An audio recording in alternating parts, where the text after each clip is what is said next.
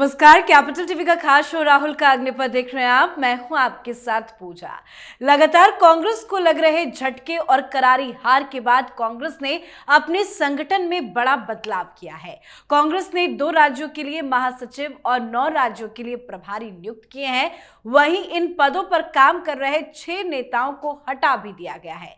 बदलाव के तहत भूपेश बघेल को पंजाब के महासचिव का जिम्मा सौंपा गया है, जबकि सैयद नसीर हुसैन को जम्मू कश्मीर का महासचिव बनाया गया है। साथ ही लगातार कांग्रेस इन दिनों बैठकें भी कर रही है। राहुल गांधी भी मीटिंग्स पर मीटिंग्स ले रहे हैं। तो कांग्रेस में आखिर इन दिनों क्या चल रहा है, बताएंगे आपको। साथ ही इसी बीच गौरव गोगोई की पत्नी एलिजाबेथ को लेकर बड़े आरोप लग रहे हैं। उनकी विदेशी नागरिकता पर सवाल खड़े हो रहे हैं। उन पर आईएसआई से संबंध होने का भी आरोप लगाया गया है। इतना ही नहीं, यूएस एड से भी पैसे लेने के कई संगीन आरोप है।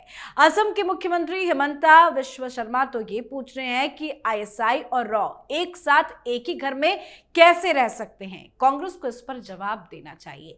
पर जो कांग्रेस पार्टी राहुल गांधी की नागरिकता को लेकर ही चुप है, वो इस पर क्या बोलेगी, तो आज इस पर भी चर्चा करेंगे। मेरे साथ स्टूडियो में मौजूद है कैपिटल टीवी के एग्जीक्यूटिव एडिटर राजीव जी। सर, आपका बहुत बहुत स्वागत है। धन्यवाद। सर, ये गौरव गोगोई और उनकी पत्नी पे जो आरोप लग रहे हैं, क्या कुछ है ये पूरा मामला? देखिए, कांग्रेस जो कि विदेशी पार्टी बन चुकी है, अभी सोनिया गांधी की नागरिकता पर सवाल उठ रहे थे। क्यों? नागरिकता मतलब ये नहीं होता कि आपने भारतीय सिटीजनशिप कब ली, भारत के नागरिक है या नहीं। नागरिकता अलग अलग तरीकों से प्राप्त किए जा सकते हैं, लेकिन आपका मूल क्या है, जड़ कहाँ है, इस पर आपकी लॉयल्टी, आपके वफादारी निर्भर करती है। और सोनिया गांधी पर जैसे लगातार सवाल उठते रहे कि एक विदेशी मूल की महिला जिन्होंने भारत को लंबे समय तक अपनाया ही नहीं, शादी करने के बाद, यानी शाही परिवार में शादी करने के बाद, जिनको लग रहा था कि मेरे पति कम से कम प्रधानमंत्री तो बनेंगे ही, आज बने, कल बने, परसों बने, लेकिन फिर भी उन्होंने भारत के प्रति वफादारी नहीं निभाई और उस बीच वो इटली की ही नागरिक बनी रही। जब इनको लगने लगा कि अब मेरा नंबर आ गया है, आगे मुझे राजनीति में आनी है, तो इन्होंने भारत की नागरिकता स्वीकार की। लेकिन नागरिकता केवल आपकी वफादारी का प्रमाण नहीं है। कई ऐसे पाकिस्तानी एजेंट हैं जिन्होंने भारतीय नागरिकता ली, कई ऐसे अमेरिकन, यूरोपियन एजेंट हैं जिन्होंने भारत में या फिर दूसरे देशों में जाकर वहां सालों साल तक रहकर उसकी नागरिकता लेते हैं। भारत के भी एजेंट हैं, भारत के भी एजेंट बहुत सालों तक वहां रहते हैं, विदेशों में रहते हैं, वहां शादी भी कर लेते हैं, क्योंकि उनकी लंबी पारी खेलनी होती है तो वहां की नागरिकता के लिए भी अप्लाई कर देते हैं, लेकिन उसकी वफादारी तो तय नहीं होती इस बात से। यही बात सोनिया गांधी, राहुल गांधी और अब नॉर्थ ईस्ट में गौरव गोगोई की पत्नी और गौरव गोगोई पर उठ रहे हैं। हिमंता बिस्वा शर्मा वो व्यक्ति हैं जो तरुण गोगोई के साथ काम कर चुके हैं, यानी कि गौरव गोगोई के पिता जो असम के मुख्यमंत्री थे, और लंबे समय तक उनके सहयोगी के तौर पर काम करते रहे।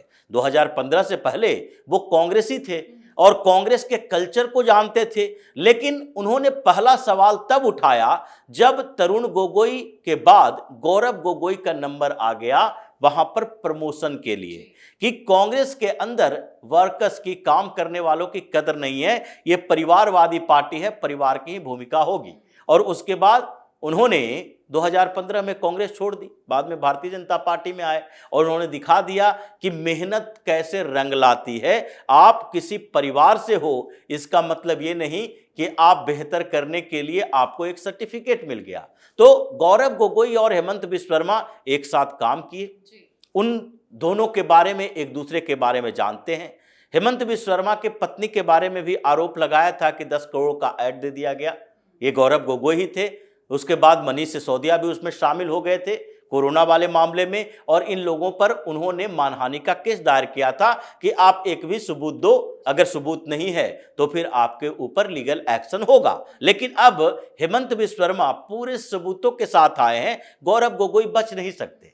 गौरव गोगोई की पत्नी एलिजाबेथ जो इनसे शादी की, वो ब्रिटिश नागरिक थी, ब्रिटेन में वो पढ़ाई की, वहां से उन्होंने काम किया और काम शुरू किया तो वो पाकिस्तान में महीनों तक, सालों तक रही है और ये climate and development knowledge network में काम करती थी।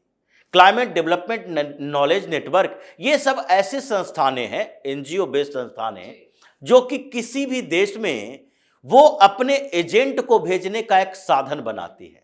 चाहे आप किसी देश में काम कर रहे हैं, कई एनजीओ ऐसे हैं और कई ग्लोबल ऑर्गेनाइजेशन ऐसे हैं जो केवल वहां मुखौटा कंपनी बनकर काम करती है, और वहां पर जो काम करने वाले लोग होते हैं वो किसी न किसी खुफिया एजेंसी के लिए काम करते हैं।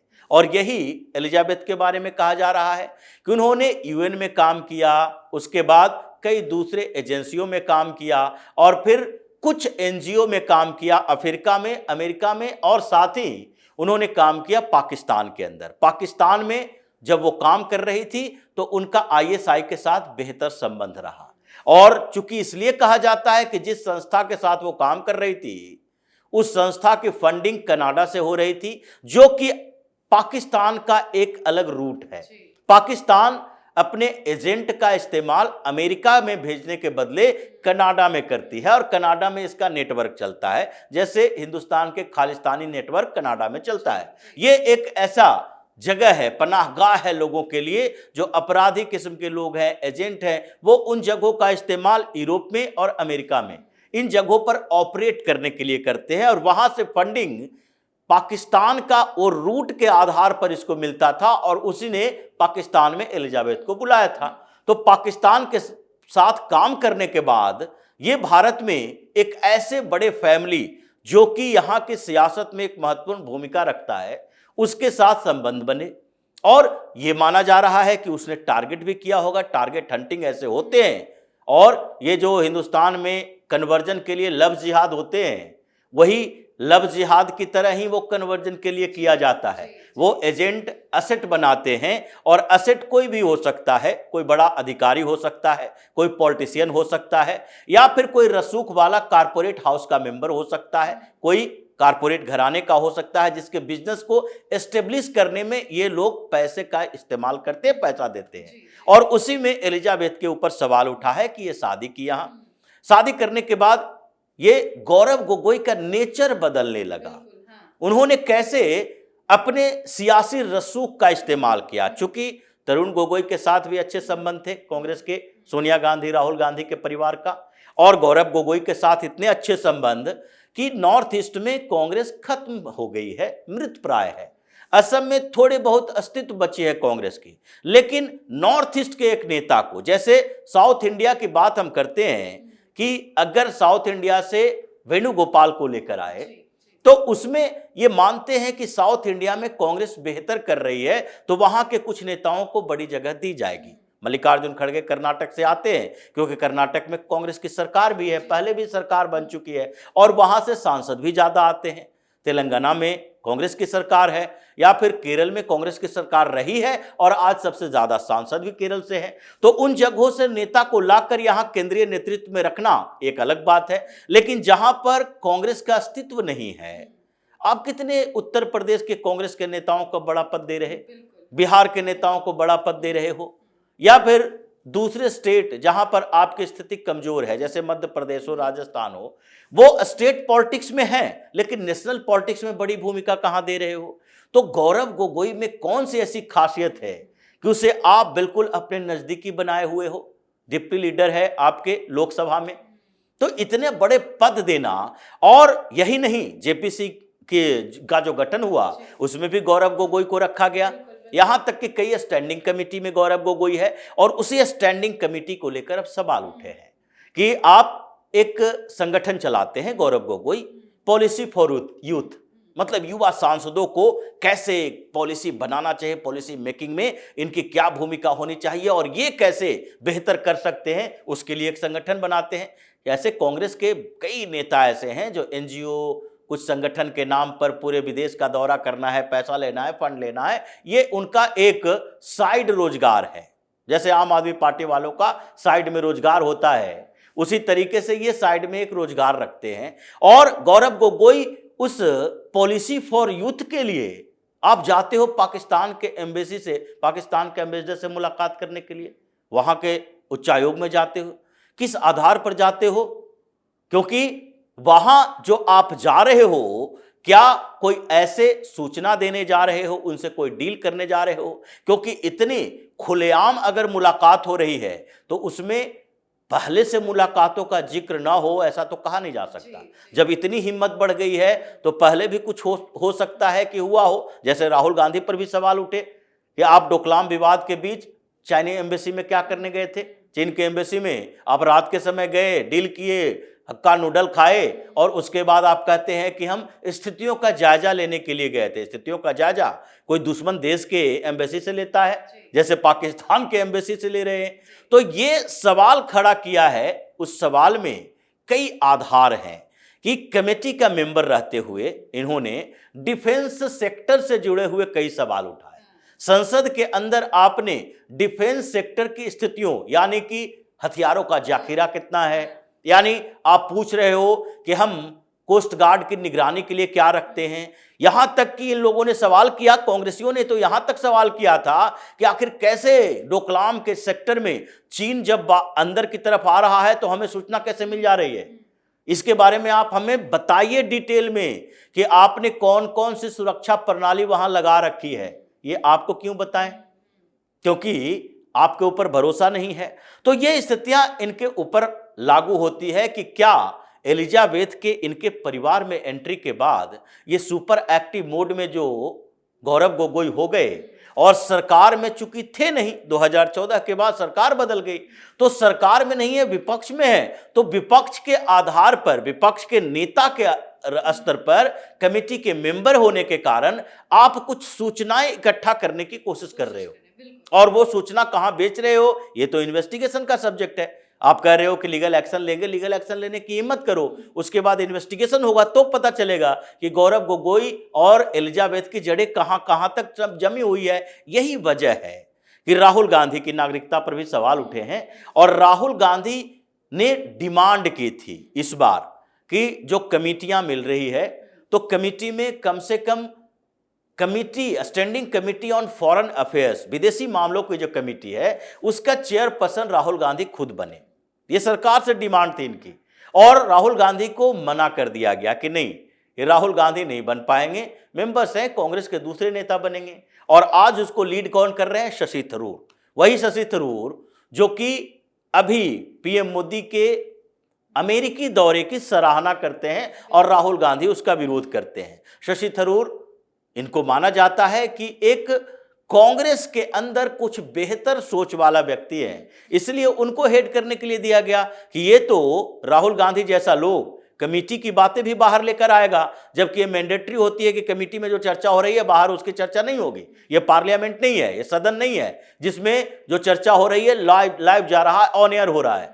तो इसलिए शशि थरूर बांग्लादेश के मुद्दे पर भी सरकार की सराहना करते हैं, बाहर आके बिल्कुल उतनी ही बात बोलते हैं कि कमेटी में हम लोगों ने जो डिस्कस किया वो कितना पॉजिटिव था।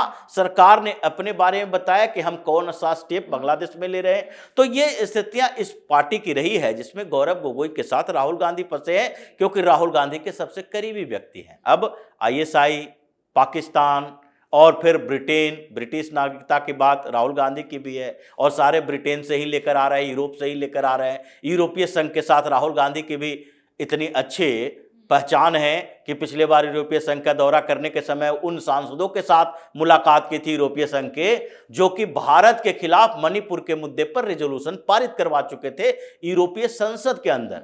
तो ये पूरा का पूरा कुनबा जो इकोसिस्टम बना हुआ है, ये एक एक करके एक्सपोज हो रहा है और यही परेशानी कांग्रेस की राहुल गांधी पैदा कर रहे हैं। बिल्कुल, अब तो ये साफ नजर आ रहा है कि गौरव गोगोई भी फंस रहे हैं, राहुल गांधी भी फंस रहे हैं और गौरव गोगोई की पत्नी भी फंस रही है। लेकिन सर, इन दिनों कांग्रेस पार्टी में क्या चल रहा है?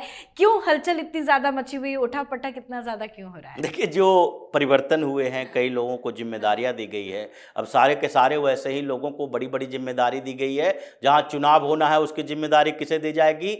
उस व्यक्ति को जो वसूली गैंग का मेंबर रहा है और वसूली रैकेट का चीफ रहा है। जैसे ये बघेल की बात की जाती है, पंजाब से पैसे लेकर आओ, अब चुनाव होने वाला है 2 साल बाद पंजाब में, पंजाब का प्रभारी बघेल को पंजाब के बारे में कितनी जानकारी है ये तो राहुल गांधी ही बता सकते हैं। ऐसे कई लोग प्रभारी बने हैं, लेकिन क्यों बने? क्योंकि इन दिनों पीछे कई मीटिंग्स हो चुकी थी। जी हाँ। और इस बीच राहुल गांधी ने सारे 99 सांसदों की एक मीटिंग ली और उस मीटिंग में संजोग से शशि थरूर भी थे और मनीष तिवारी भी थे, और उन सबके सामने राहुल गांधी ने शुरू कर दिया कि हम क्वालिटी क्वेश्चन उठाएंगे पार्लियामेंट के अंदर।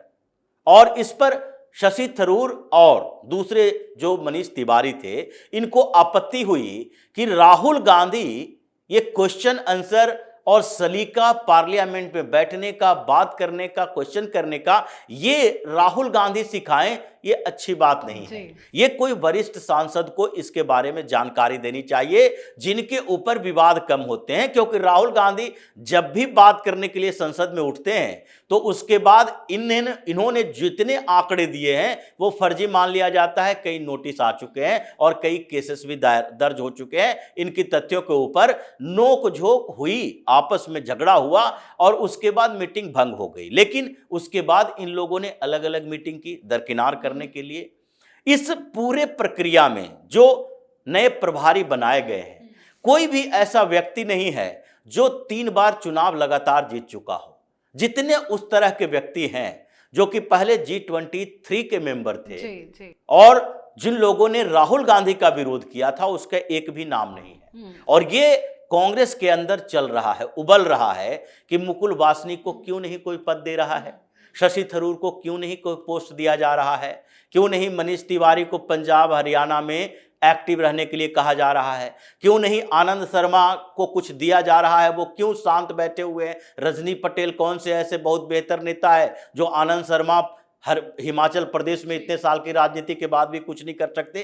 तो ये कांग्रेस के अंदर एक विस्फोटक स्थिति चल रही है और ये पिछले कुछ दिनों की मीटिंग से पता चलता है। बिल्कुल सर, बहुत बहुत धन्यवाद सर समझाने के लिए। तो गौरव गोगोई और उनकी पत्नी को लेकर कई तरह के सवाल उठ रहे हैं। बीजेपी का कहना है कि कांग्रेस पार्टी का संबंध पाकिस्तान की खुफिया एजेंसी ISI के साथ है। बीजेपी ने गोगोई और उनकी पत्नी पर पाकिस्तानी सरकार और जॉर्ज सोरोस को ओपन सोसाइटी से संबंध होने का आरोप लगाया है। तो मामला लगातार बड़ा होता जा रहा है, पर कांग्रेस पार्टी के पास इन आरोपों को लेकर कोई भी जवाब नहीं है। राहुल गांधी जो खुद अपनी नागरिकता को लेकर बुरे फंसे हैं, उन्होंने भी चुप्पी साध रखी है। तो इस पूरे मामले पर आपकी क्या कुछ राय है, कमेंट करके लिखिएगा। देखते रहिए कैपिटल टीवी। नमस्कार।